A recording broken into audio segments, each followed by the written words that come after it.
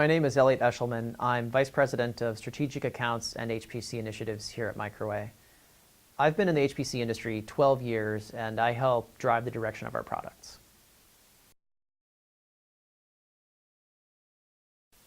There are challenges to selecting a GPU, primarily because there is a plethora of options. There's been kind of an explosion, some general purpose, some very targeted to specific workloads, and it's very difficult coming in, especially if you've never used any GPU at all, to have any idea of where you should start.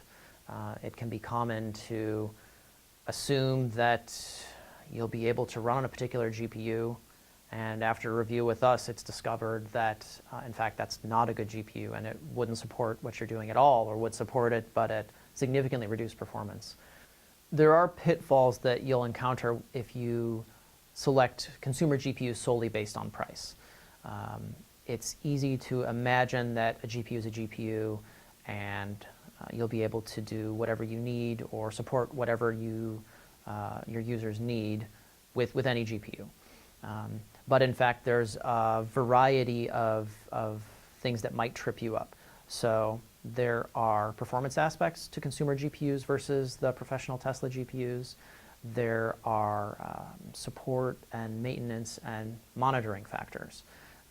Sometimes it's a softer thing to consider, but it is very difficult to manage and to monitor consumer GPUs when you compare them to the features that are available on the professional Tesla GPUs.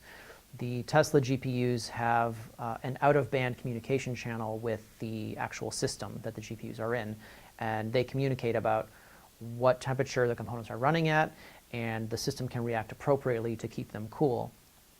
On a consumer GPU, there is none of that communication, and so you're left in this scenario where the system is blindly operating, blindly cooling, hoping that everything is okay, and it kind of inevitably results in wasted power on the cooling if you go too high, or overheating and failing consumer GPUs if you go too low, and there's really no middle ground there.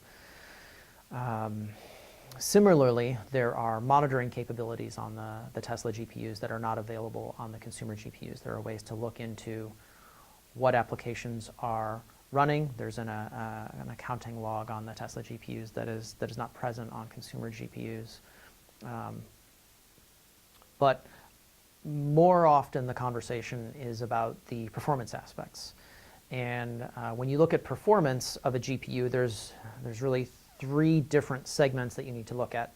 So there's the bus, where you're getting the data from the system into the GPU. Then there's the memory performance, and then the compute performance when you're actually loading that data into the GPU cores and running. So on the bus, a consumer GPU is connected by PCI Express, which is no faster than 12 or 13 gigabytes a second, versus the NVIDIA Tesla GPUs, which support NVLink, and then you're talking about 80 gigabytes a second, or on the new NVLink, 150 gigabytes a second. So it's, in practice, measured 3 to 5 times faster than PCI Express, which is only the bandwidth that you'll get if you're using the Tesla GPU. And it's a similar situation on the GPU memory. On the GPU memory, the consumer GPUs are fast. They are faster than the CPU host memory. But they're still only half the performance of the memory bandwidth that's on the Tesla P100 and the Tesla V100 GPU. And then finally, on the CUDA cores, there's almost more to consider. There are different GPU instructions, and depending on those instructions, you'll get different performance. So a half-precision floating point, 16-bit floating point instruction will be only 1/100th or 1/1000th of the performance of a Tesla GPU if you're using a consumer GPU. It's a similar order of magnitude difference if you're running double precision, a 64-bit floating point, where a Tesla GPU, Tesla P100 or V100, will provide 5 to 7.5 teraflops, and a consumer GPU will be well under a teraflop, about a third of a teraflop. So you're getting 20x performance on double precision floating point. You're getting 100 to 1,000x the performance on half-precision floating point. And there are other instructions as well. There are int8 instructions, which are used for deep learning inference. There are the tensor cores, which we're just now seeing can be used in certain cases for HPC applications, not just deep learning type applications where you can move some of the matrix multiplies into a mixed precision with the tensor cores and get a significant speed up over what you're typically seeing on GPU accelerated HPC.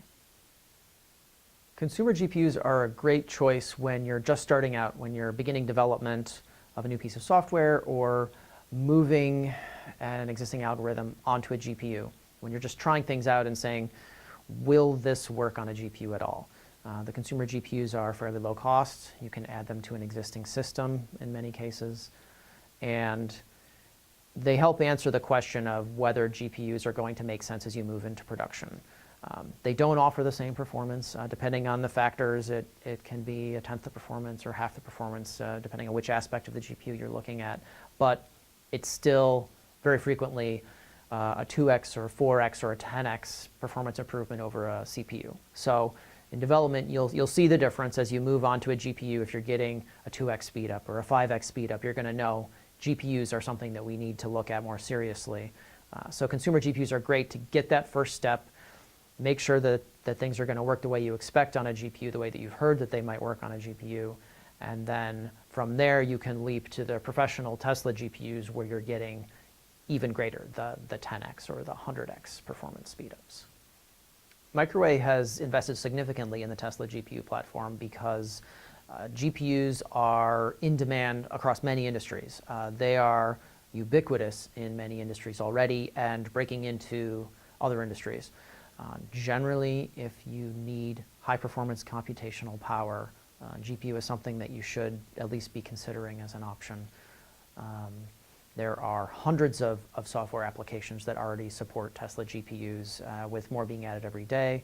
And it's just part of the thought process at this point when you're deploying an HPC system is which GPUs should be a part of it, which part of the HPC resources should have GPU acceleration, because it's kind of inevitable that some portion of the work that you're going to be doing can leverage GPU acceleration. So we've invested in it over the last decade, seeing that, as always in the HPC industry, we want more performance. People need more performance. So GPUs were delivering that performance, and we saw that in the early days of Tesla GPUs.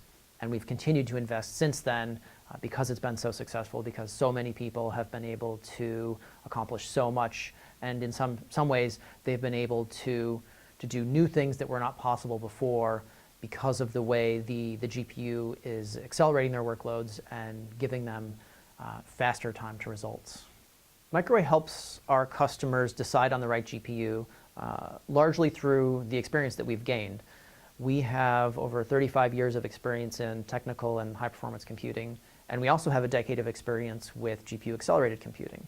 So there's already a long history there for us, both on the hardware side of things, system software side of things, and the user applications. So it's a very consultative process in that we do have to talk about what the software is, sometimes what the algorithms are, and we guide through this maze of GPU options to something that will fit those requirements. There are also frequently power, cooling, and physical space requirements, and so we take the holistic view in looking at performance and installation support, all of those factors to make sure that it's going to perform well, it's going to run the way you expect it, and in the end really give you what you need, which is to be able to successfully run your compute-intensive workloads. If you found this helpful, please subscribe to our YouTube channel below. You can also find us on Twitter and LinkedIn. We also have a technical blog at microway.com.